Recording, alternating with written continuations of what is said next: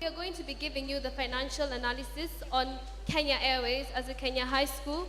And my name is Tracy Mwenda, as Alia mentioned. I'm Manindo Murunga of the Kenya High School. And I'm Christine Deti, the Kenya High School. We would like to present move the slides. We'd like to present on Kenya Airways Group. This is from Kenya High School. So the history of Kenya Airways. Kenya Airways was started on 22nd of January 1977. This is after the demise of the East African Airways of a year prior. Kenya Airways was wholly owned by the government until 1995, when it was privatized in 1996.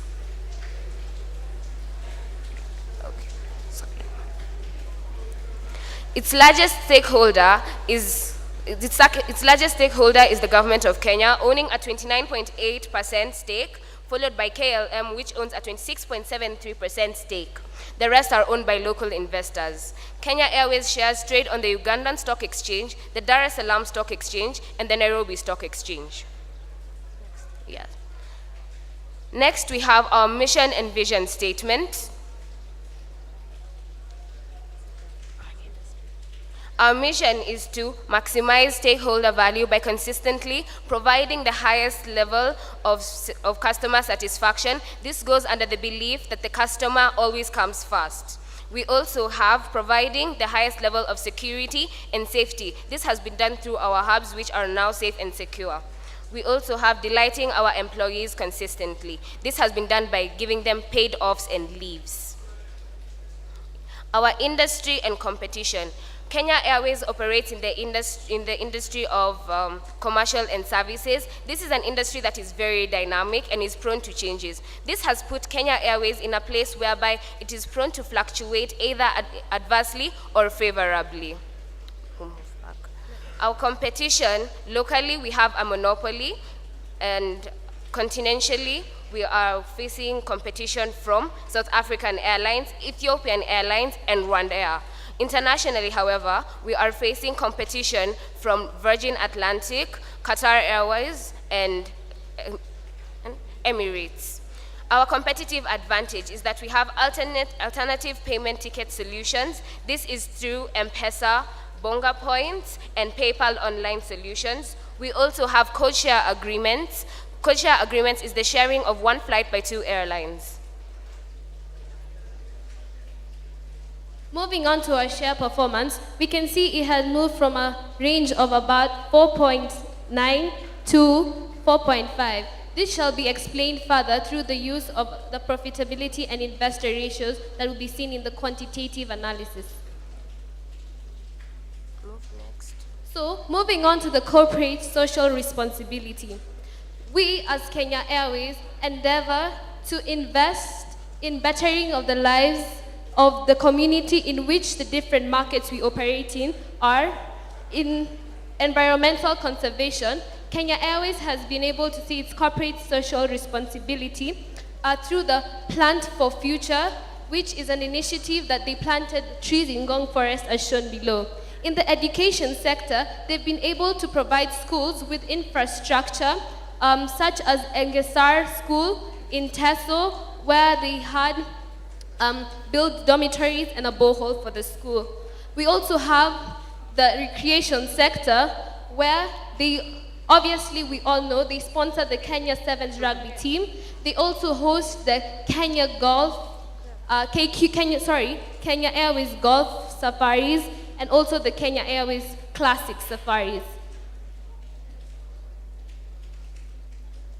So, moving on to its business and business model. How does Kenya Airways earn its money? So it's through its passengers, cargo, and exchange rate, which I shall explain. So in the recent years, we have seen a consequent decline of 5.65% in the passenger capacity revenue. This has been caused through the negative travel advisories we've had, through the major security concerns in the domestic market, and also through the harsh climate we've had through the Ebola effect, knowing West Africa is our biggest passenger capacity. But funnily, in Kenya, we've had a 16% increase in the domestic capacity. This has been caused by so many road traffic jams over long distances have rendered air transport the most effective way of traveling. This Can we has have been some able- silence, please? This Thank you. has been able to give KQ an opportunity to render its services to the local community. In cargo, it's had more flights in cargo as they've been able to even transport the merest of animals from the London Zoo to National Park of Zimbabwe. Our management team consists of Alban Mwendar, Alex Mbogwa, Gerard Clark, who came from Virgin Atlantic, and Yves Gilbert, who came from KLM. Our management team is headed by Mbuvi Gunze, who is the group CEO. Mbuvi Gunze has a Bachelor of Accounting degree from University of Nairobi and is an alumni of the Harvard Business School Development Program.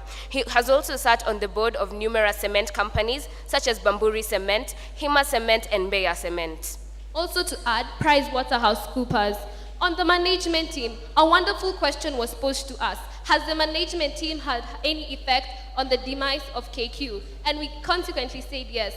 We recently noted that all these credentials are very good, yes, but they're only applicable to the business sector and not an airline sector.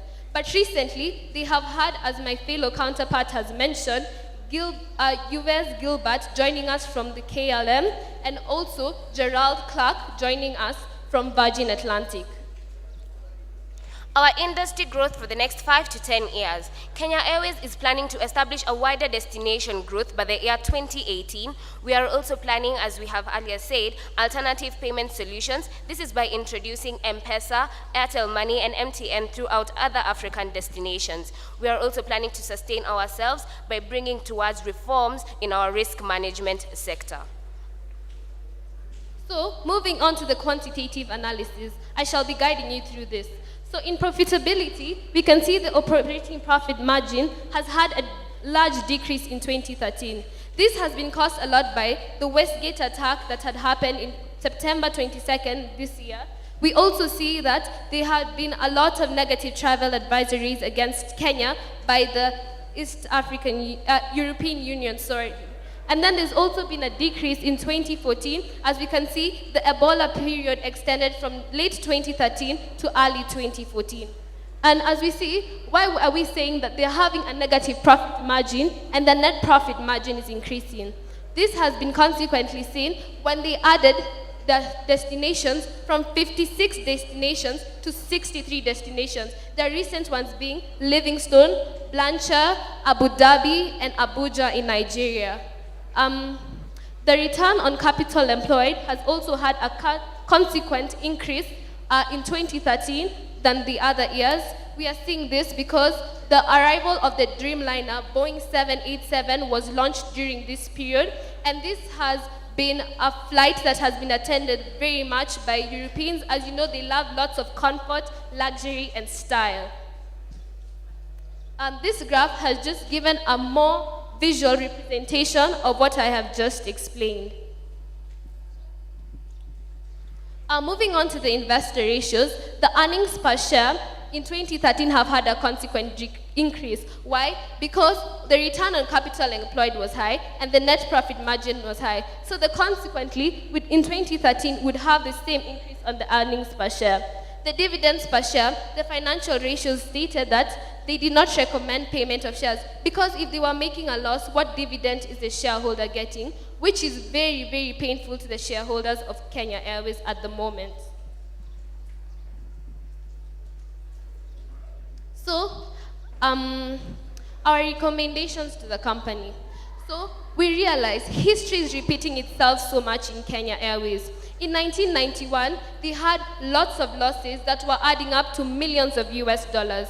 By 1992, the company was technically bankrupt. What did the government do? It stepped in to pay its foreign debts so as to be able to bring the company and to profitability and improve their messy balance sheets. It did this through also commercialization and privatization. So what we recommend for the company is still the same commercialization. They have not reached the standards of international airlines, and that's why we may find them not having so many stakeholders. Last year, Mr. Ibukan Abdibayo, the London Stock Exchange co-head of the emerging markets, majorly the primary market, visited Kenya in February, a time like this. He also mentioned about dual listing, and he urged NSE 20 share index companies like KQ and all the others we have been presenting to take up the trend of dual listing. So with this dual listing, they can be able to improve their stakeholders and also maximize the profits. Advice to either buy or sell shares, we say that for people who already have shares in KQ, we urge you to keep holding on to them, as this is a bullish trend they have applied. For those who don't have shares, please don't invest in KQ yet until their projects are seen viable to them. Thank you, and I open up the floor to the judges for any questions. Losses were incurred in KQ from 2013-2014. Why is the earnings per share, first of all, positive? And second, what about debt? We have not discussed about the debt issue facing KQ. Well, I'll start off from the earnings per share. So these earnings per share are only applicable to the investors who have preference shares, as this is only the much they could earn, and the people who had ordinary shares in Kenya Airways could not get any profit. We couldn't really specify in the table. And then moving on to its debt. Its debt has not been transparently revealed to us, as there's a lot of hiding and lack of accountability for how they use their money over the period of time.